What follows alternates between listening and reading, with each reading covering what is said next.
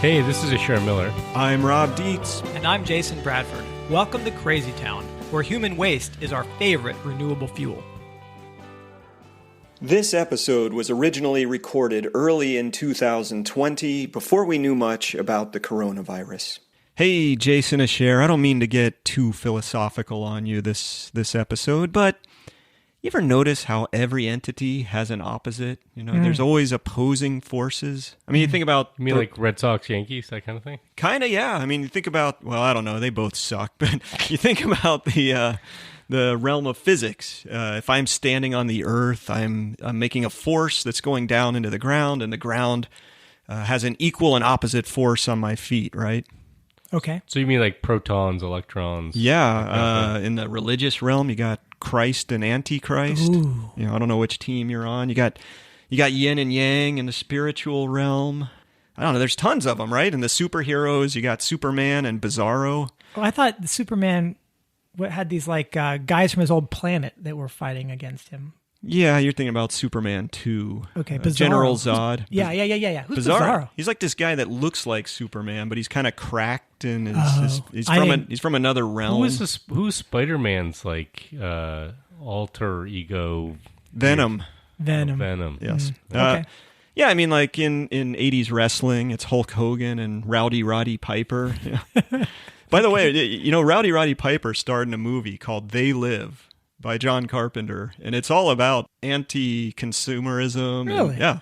I got to check that out. Waste some more time in my life. Right.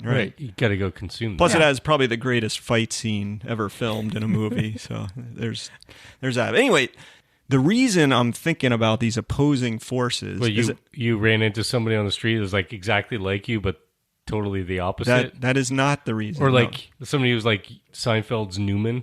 You're like, yeah. Seinfeld and Newman. No, it's better than that. Oh. I found our Bizarro version of Post-Carbon Institute.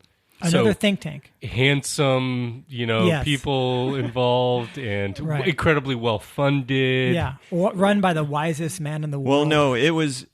Okay, so I found this blog called Master Resource, okay? And the master resource is fossil fuels. Okay. Okay, so we kind of share... I thought it was unobtainium. You're off in the Superman Bizarro realm again. Sorry. So come back to Earth now. We're out of that. We agree. I would say, yeah. And that's the thing about these opposites. They're actually aligned in some way. They're similar in some ways. That's right. That's what we're saying. That's cool. You got Superman Bizarro, you got Spider-Man Venom, you Yeah, got Newman Seinfeld. Right. Are they that similar? I don't know. Okay. Well, they're both postmen. I don't know. So the crazy thing, I started looking at this piece, and it was written by a guy named Robert Bradley, okay? And it actually, the article I was reading there was not his own writing. He was just putting an excerpt from something that came out of the Heartland Institute. You guys know the Heartland Institute? Unfortunately. Yeah, Heartland Institute. They've done a bang-up job of progressing climate discussion in this country for a long time. Wow, you and I define progressing a little differently, actually, I think. Can I just give you a little side story? Of course. Heartland Institute actually contacted us. So for folks who don't know, Heartland Institute is a quote-unquote think tank, and they basically have gotten funding from fossil fuel industry to try to cast doubt on climate change, among other things. They contacted us actually to get permission to use one of the charts that we created for a David Hughes report, looking at energy consumption.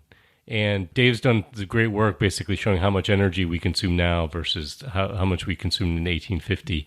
And Dave was like, no. Right. You can't use it, sorry. Right. And he had a whole exchange with the woman there basically saying, sure, if you want to use it and use it in a correct way, right. That would be fine. But I'm opposed to what you guys do, and therefore you can't use this. Yeah. Right. Well, so this is amazing because Robert Bradley posts this excerpt from the Heartland Institute, and it says some stuff that I think we would all agree with, okay? Like it says, what? Fossil fuels have made possible all these transformative technologies like nitrogen fertilizer, concrete. True. Stuff from the past, the steam engine, the cotton gin. And so I feel like they actually do a pretty good job of explaining where humanity sits based on our relationship with fossil fuels. They even talked about the explosion of population. Population has increased 22-fold over the past millennium, and GDP has gone up 300-fold. I mean, we've talked about these things and talked about those stats. Yes, I'm with you. But here's the weird part about the part that makes them bizarro rather than just a mirror image of us is that, we conclude that there are some problems with all of that. Their thing is, let's just say they're Julian Simon fans. Oh. They think technology is going to save us. They think that the human mind is the ultimate resource. Yes, you cannot deplete the human mind. Is that why it's called master resource? Well, human mind? I think they call it that because of the fossil fuel, but maybe it's a double. I don't know. Right. Robert Bradley in the past, I saw this quote by him where he said, natural resources originate from the mind, not the ground, and therefore are not depletable. Okay, What the frig is he talking about? That doesn't make any sense. Yeah. If you imagine it is true, is that... Yeah, I mean, you can't deplete oil, can you? We're doing our level best to do it right now, I think. So you can see how finding this, I was kind of like, incredible. Yeah. We both agree on where we sit today based on the just magical properties of fossil fuels. Yes, and this reminds me that so we both recognize that we live in an unusual time then. Like they're talking about how the present day and age is so unique in history because of fossil fuels and what we've been able to do with technology. We totally agree on that. And there's a term for this. You guys are familiar with the term, the Anthropocene, right? That's a geological term. It's pretty well understood now. Right. The idea is that humans are causing such an imprint on the planet that we've entered a new geologic era that's defined by the stuff we've done, like littering the ocean with plastics or putting down city footprints. Changing the climate. Exactly. There's gonna be new fossil record layer that is distinct because of our activities.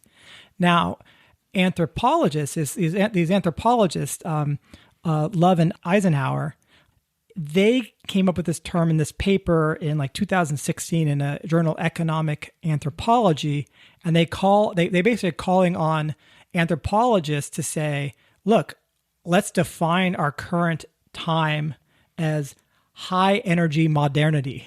That this is such a unique period in human history. We got to, naming the Bronze Age or whatever, right, or the Iron Age, that our age now is high energy modernity. Not thinking of it from a geological standpoint, but thinking of it cultural. Got it. And it kind of plays upon Marvin Harris' ideas of cultural materialism and also sort of this guy White's law, the relation between energy and civilization and development, and they're sort of wrapping this up and saying, okay, this is going to be a defined era because the difference between them and the folks of the past, they say, and this era is waning. Oh, really? Yes. Well, see, that's the difference between us and the master resource type people is that, I mean, we look at where we sit today and our reliance on fossil fuel, and we say stuff like, well, we better figure out what we're going to do as it depletes, or we better figure out what we're going to do if climate change forces us to leave it in the ground. Right. These guys, they're kind of more along the lines of, wow, look at all the great stuff it's done.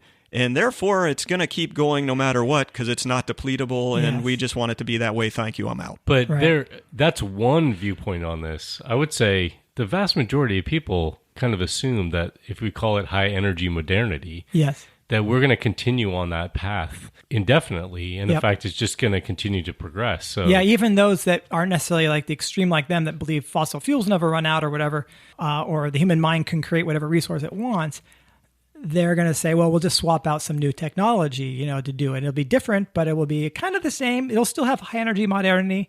And Love and Eisenhower criticize that completely and say, this is a fantasy that we're facing a global power down, and it's asking anthropologists and historians, sociologists to say, hey, we need to start talking about what it means from a cultural perspective, a technological perspective, to face power down. So you shared that article, you're talking Thomas Love, Cindy Eisenhower.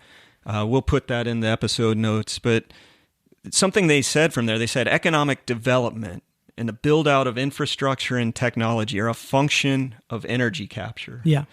And the world we know requires harnessing more and more supplies of high quality energy. And so that's what you're saying. If we can't do that, we're facing something different. I was wondering though, if before we start thinking about what we're facing that's different, could we kind of take a tour of high energy modernity? Like what are the things that define it? Okay. Yeah, so if we were anthropologists, how would we define it?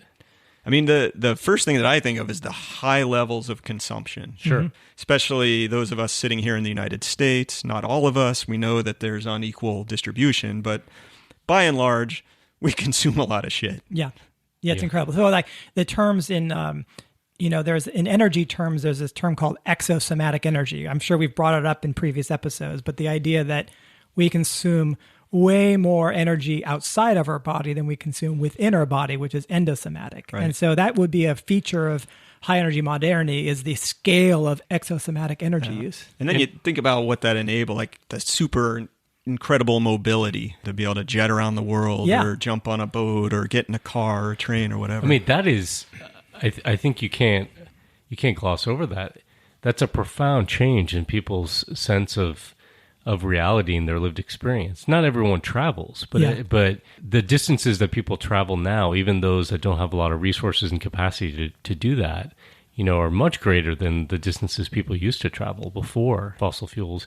I remember listening to a podcast talking about Alexander the Great and his father, Philip, I think it was. Philip the Medium? Yeah. And he... Fair to Midland. His father actually consolidated, a lot of power. Oh, so he was actually the good. No, he wasn't the good. It's more like Trump, like we remember Alexander the Great as like this amazing phenom, who like conquered, this huge part of that part of the world at a very young age before he died, right? But he actually kind of did it on the back of his dad's previous work. No, he declared himself Alexander the Great. Right. I am Alexander. And the Trump Great. calls himself a self-made man, Right. I just got $1 million loan from my dad, plus all these other things. But in any case, Philip consolidated power in that region, and it came from him waging battle with a nearby other ruler. And they were 15 miles away. Right. Right. That's a big deal. That's the distance, like that they had to traverse, right? Yeah. I mean, the average American now drives more than that in a day, right? Right. Now we do drone warfare from Nevada. Right. Other parts. It's just ridiculous. Well, you could look at some of these things as pluses or minuses, depending on how you look at them. But some of the things that I think define high energy modernity that you have to call a minus, or the rapid depletion of nature and the available high quality resources out there, and the impairment of ecological systems the world over. Yeah, and that's sort of where the Anthropocene comes in. Like that's leaving a geological mark. Right. Well, there's this destruction of nature. There's a loss of biodiversity, the loss of habitat, loss of fertility in soil. But think of also just the sheer pollution, right? We're able to create all of this waste, right? There are more of us consuming more things. We're creating more waste. We're dumping that waste. We do live on a finite planet. There's not an edge to it where we could just toss things off, right? So it's not going anywhere, right? Well, you're not talking to the right people. I know. You guys believe that. in flat Earth, but so we're filling our oceans with plastic, at this astronomical rate. There's definitely a lot of downsides. Plus, the sheer kind of force of this modernity and all the resources required to support it. It means taking over indigenous lands and displacing communities. You think about damming of rivers and places and what that's done to ecosystems, but also human communities. I mean, they're doing this in Turkey now. I think the longest inhabited community in Turkey is basically flooded. Yeah. Permanently inhabited for over 10,000 years. Well, I think that's the main difference. And, we started this with, we're kind of opposites with the Heartland Institute and with this master resource.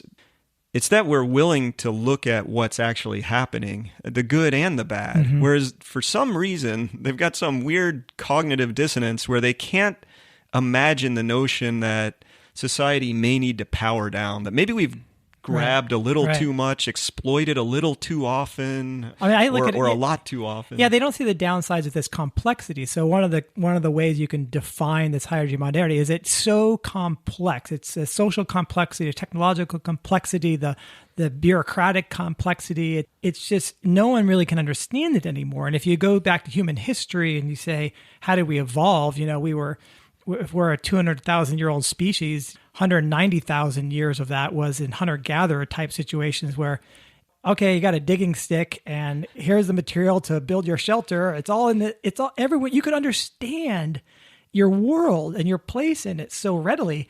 And now it's so confusing. I don't think people understand digging sticks anymore. That's a lost technology. What are sticks? Yeah, what are sticks? What are sticks? Yeah, I don't know. Like It's something you buy at Amazon. I Yeah. think. Yeah. it's a joystick. Yeah. A joystick. Yeah. I don't think they Yeah. even have those anymore. But Yeah, you're in 80s Atari land. Yeah.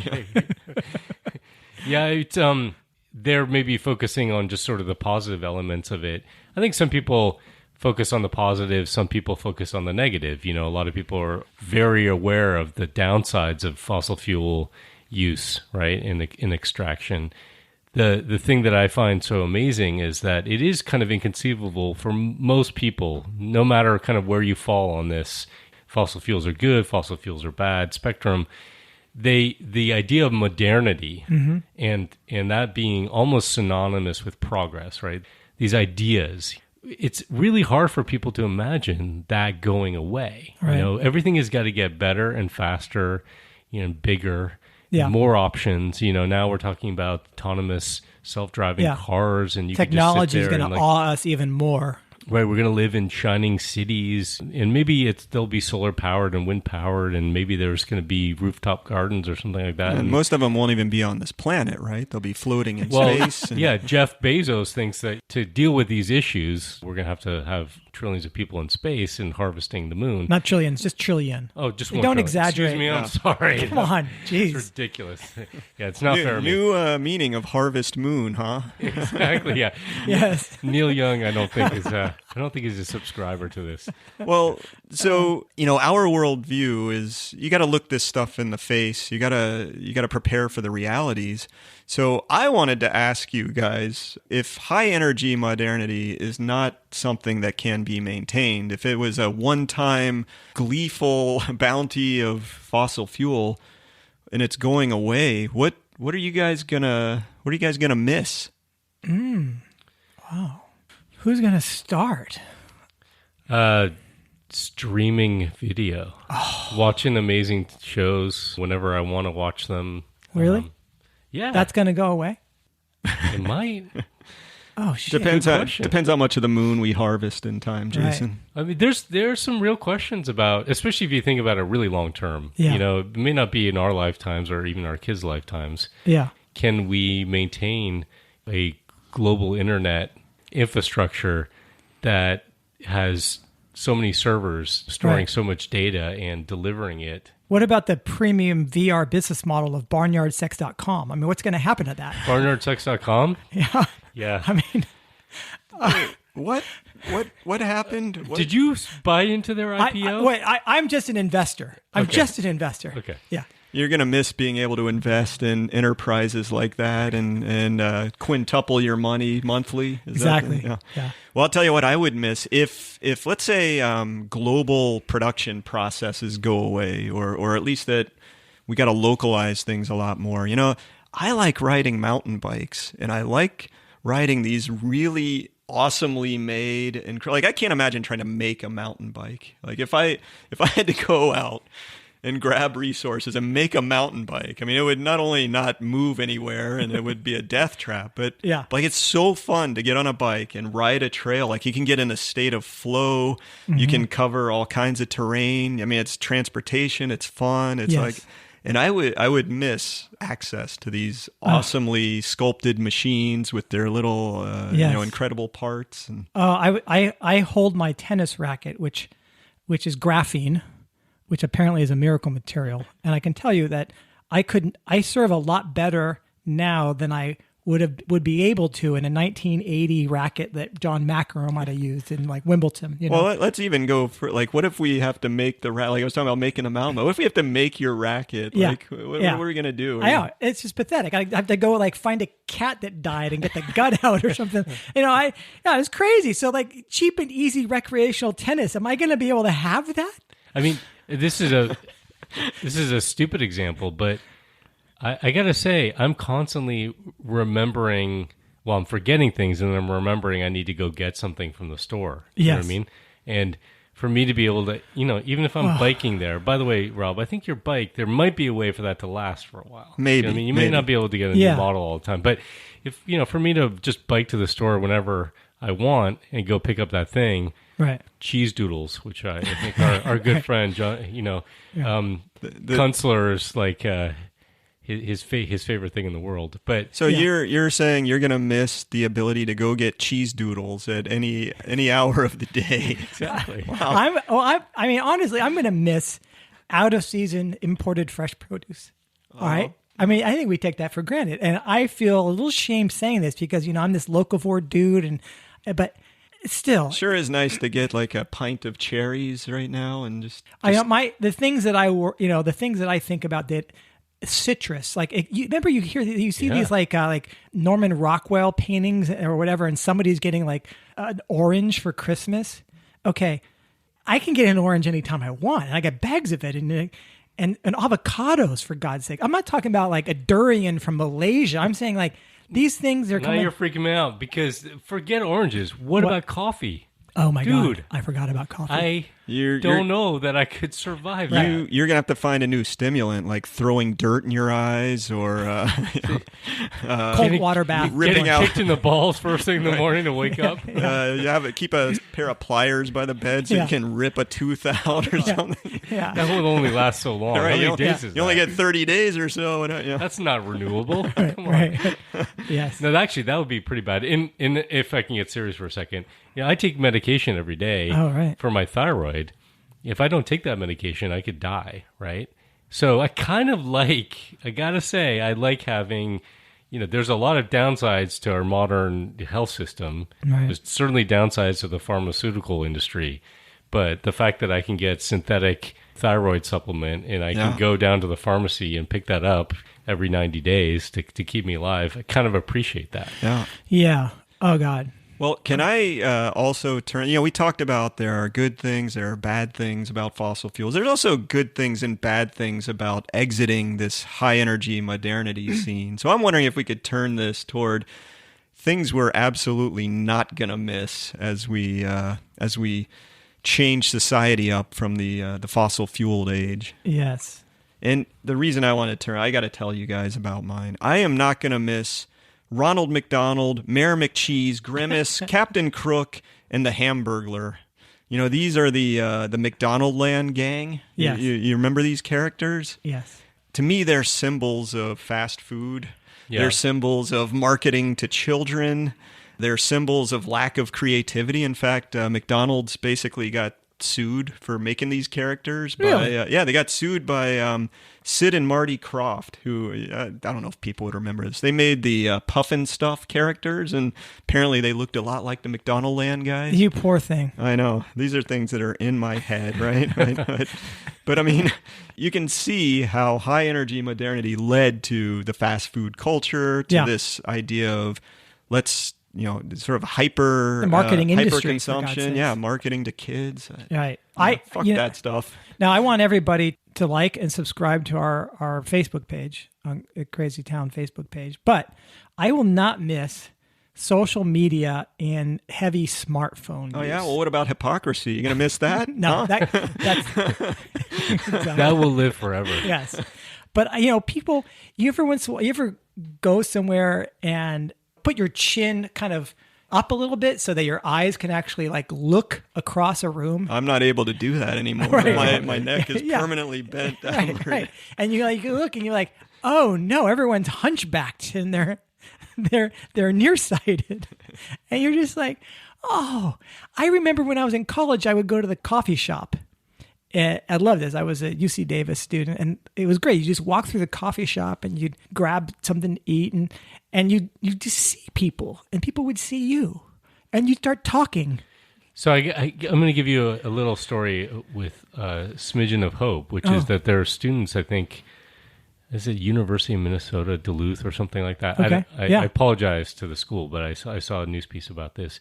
And they're organizing these meetups where everybody leaves their technology behind, just so that they can actually look each other in the face. Yeah, and learn how to have a relationship that involves conversation and eye contact. Yeah. That's amazing. That's weird. That's just weird. Here's what I won't miss. I won't miss loud, obnoxious noises when I'm walking down the street in my neighborhood. So things I'm talking about here are people leaf blowing. Yes, good one. Children. Fucking hate that. Children? No, not the children part, the leaf blowers. How about people who drive like these kind of muscle cars and they have a need to rev their engine, or Harley guys are the worst. Yeah. Do you know what I mean? Sorry, Right. Harley guys. But revving that fucking thing for no reason just because you want attention, will not miss that. Yeah. Yeah. If you're Jackhammers. If you're going to go automotive here, can we talk about those like diesel spewing massive pickup trucks? Even if you're biking, it's horrible, right? Like it just gets cloud of black smoke. I love breathing that stuff in. But even if you're in a car 3 cars behind one of those, it still stinks. Like how is this okay? Yeah. I'm not going to miss that. No. I won't miss airplane food. They don't even serve it anymore, so it doesn't really matter, I guess. Yeah. You've already dealt with that. You know, what I think, though, if I try to get serious a little bit, is that possible? Sure. I don't know. Is it? I'll find out, I guess. I might get made fun of with this because this is kind of touchy-feely. Likely. Okay. But go ahead. I think... Hi, you idiot. This ties, I mean, I guess this ties a little bit to what I said before about cell phone use and, you know, people in their own little bubble. This is a natural evolution of our hyper-individualistic culture. And it's the culture of sort of big corporations and big government. And I think that has, and this awe-inspiring technology, which has created, I think, these poor kids, and you know, adults are getting hooked onto this stuff too. I mean, I'm not saying our generation's perfect or anything like that, but by Lord any means, knows. Lord knows. But it's gotten worse, I'd say. But even me growing up in like the nuclear family kind of situation, I think that was an unusual period in history where you weren't as connected to place because people moved a lot. You weren't as connected to family because families were spread out and isolated, and you didn't have to take care of the elders, and you didn't have these neighborhood relationships that were really kind of extended tribes in a sense. And because you didn't have to, you could go into your private world. And I think we have this culture that has led to a lot of anxiety, a lot of depression, a lot of feeling of loneliness, a sense of, you know, do I have any agency in the world actually? You know, what can I do? I'm so little and everything is so big and out of control and complex. So, you know, if I cast my eyes pretty far in the future, if there's people around still, I can see them living very differently and not having those problems. Yeah, I thinking about this question of high energy modernity and what we would miss and what we would love to see be gone. Right. I think there's a real, I don't know, I get a little anxious thinking about it because there are things that we have gained from this anomalous period in human history, right? With this like, you know. And you mean we, like the collective humanity. Yes. Not right? you personally. Well, I have too, but no. Our colleague Richard Heinberg talks about, you know, humanity having won the energy lottery, right? Yeah. And there's a lot of waste and frivolity that came with that. But there are things that at least coincided, if not were directly caused by having this abundant energy, that I would be really worried about us losing. And some of that just has to do with, think about how much we've learned. With all this surplus that we've had, we've been able to provide various levels of public education to people, higher education, lots of specialization. Some of that is, I think, to our detriment now, but been able to really explore and understand the universe in ways that we didn't before. I mean, to have the Hubble telescope in space, and, you know, to go down into the subatomic level and understand, you know, the Higgs boson. Yeah, that one, I mean, it would be interesting to see what kind of application is there. But well, just the knowledge, though, I think you're talking about the quest for understanding, what are humans, and why do we exist, where do we live, I think humans have been asking those questions forever and will continue to ask those questions forever. And some of the science-based inquiry stuff is done too much with an intent for control. Like, we want to understand, we want to understand so we can control. But I think there's a lot of what we've learned that's just, it's really magical and amazing. And education, greater rights for more people. We're far from where we need to be. But if you think about the rights of individuals who have differences, people with physical disabilities in the modern world, very different than they had previously. And increasing life expectancies, decreasing violence. Right. I mean, like think about child mortality rates. So what are the things that we... You know, to me, those things are almost sacrosanct. Right. You know, like, I want those to continue, not just to continue through this transition that we're going to go through, because we're not talking about things like the lights getting shut off overnight, right? This is going to be a gradual transition, but far-ranging future. What do societies have? So this is where the opposites of us, the master resource types, they don't deal with it. They just say, oh, we'll just continue. Technology will solve it. It's non-negotiable. But what we're saying is, that there are things we want to hang on to, and let's pay attention and make sure that happens. And so it's not like the three of us can sit here and tell anybody how that's going to happen, but we know that at least we have a good idea that what we should prepare for is first valuing those things, making sure that we have a shared value about that, and then trying to figure out how do we hang on as we localize, as we power down, as we get smaller. And I mean, I think it's really interesting. Asher, you sent around an article a couple weeks ago by a guy named Nick Estes. He is a professor at the University of New Mexico, and he does a lot of work studying indigenous cultures and the political systems, social systems that they operate under. And the article you sent talked about technology and hierarchy, and I found it fascinating. He was talking about how some technologies, even ones that people think of as green, or at least maybe a technology of the future as we're trying to get off fossil fuels, come with this hierarchy. And he specifically mentioned big hydroelectric dams and nuclear power plants. Like, you basically can't operate these things without a level of complexity, without a big hierarchy. Otherwise, you know, like, let's say you got rid of the hierarchy that manages the nuclear power plant.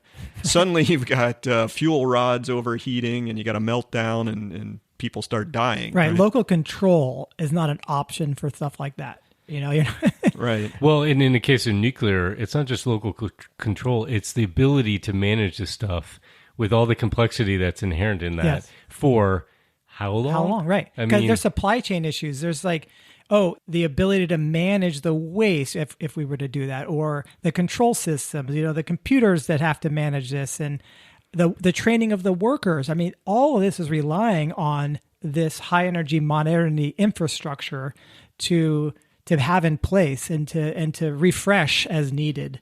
And that is frightening to me, honestly. Yeah. So I think what Nick Estes is saying is start thinking about technologies that don't require that kind of hierarchy. It doesn't mean, you know, I think humans, there's always going to be a relationship with technology, whether it's your digging stick, Jason, or a nuclear power plant, where, you know, hopefully there's some in between there. But what he's saying is to think about what you could run without having that kind of a hierarchy. And I don't know, that struck a chord with me. Like, how do we get to a more of a wise energy use instead of high energy use? When we talk about, so we're talking about sort of appropriate technology, which was something I know was quite in fad in the 70s. Yeah. One of the positives of appropriate technology or low-tech solutions. And by the way, there's a great online magazine called Low Tech Magazine. We repost some of the articles. Chris DeDecker at resilience.org. And and he was referenced in that article called Can the Internet Survive Climate Change? Yeah. Right. Which I thought would be better titled, Can the Internet Survive Energy Descent or Power Down? Or high energy modernity. The descent of high energy modernity. But there's amazing, Yeah. amazing explorations there about technologies that used to exist and kind of became passé because we didn't need them anymore that could be really applicable. And what you're, I think, pointing to, Rob, is that actually there's a benefit of downscaling technology in a sense and relocalizing it, which is that the control of that technology is with people locally, and it can be it's much more able to be responsive to the local environment and the needs of the people in the community, whereas these large mega projects, and we're talking about energy in this case, but it's true in all cases. You look at manufacturing of all kinds of things, industries of all kinds, consumption, and consolidation of those things.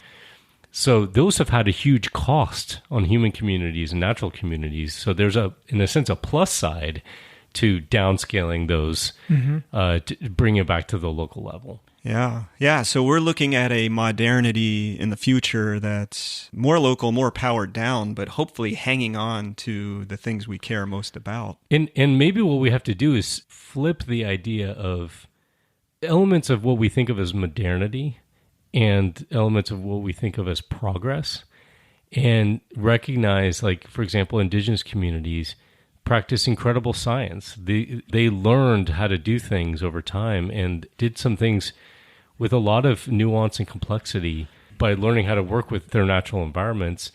And so there's a lot that really creates an opportunity for us to continue to learn and evolve and progress by living within these limits, rather than just consuming stuff and wasting everything and nothing about the consequences. Yes, Asher, and that's something that I recall from the Levin Eisenhower paper that gave us the term high energy modernity. They were imploring, anthropologists, academics in general, to think about those kind of questions, like how are we going to manage preserving the best of what we care about, and how are social institutions, political structures, how are they going to deal with this? No one's really asking these questions. I'm glad we're talking about it, but they want those who have the time and wherewithal to think about these things to start asking those questions themselves. Right. Well, and sometimes we have the institutions around. I mean, we have universities as repositories of knowledge. We've got libraries. Maybe taking another look at those and investing more heavily in them and how we share knowledge from those places that have it. Yeah, I mean, if we think that there's a chance that we will not have as much complexity and opportunity in the future, right, to gather knowledge and continue to pursue studies in these kind of sometimes esoteric ways, let's build a library now to make sure we retain that and we preserve that knowledge. And maybe don't do that just on computers. Right. Maybe we need some physical repositories of this knowledge that can last a while. I mean, I agree with you, Jason. We want people studying this. We want formal papers on how society might work, what institutions would work best. But I also think it's a ground up deal where we're going to need people just thinking about it. Do that same exercise. What are you going to miss and not miss? And if there's really something you're going to miss, you might figure out how to either find a substitute or how to be able to keep at least some part of that thing. It's kind of a fun, just thought exercise. It can be non-threatening in a sense. Like if you were to say, hey, what is it about the modern world that you might miss if we had to live with a lot less energy and resources, and what wouldn't you miss? I mean, that's a non-threatening way maybe to bring up some of these deeper conversations. Yeah. Just don't bring up coffee with me again, because I don't know if I can handle it. I've got your wrench right over here. We'll have Mayor McCheese bring you coffee and then shoot you with a blower. Great. That sounds like a perfect image of the future.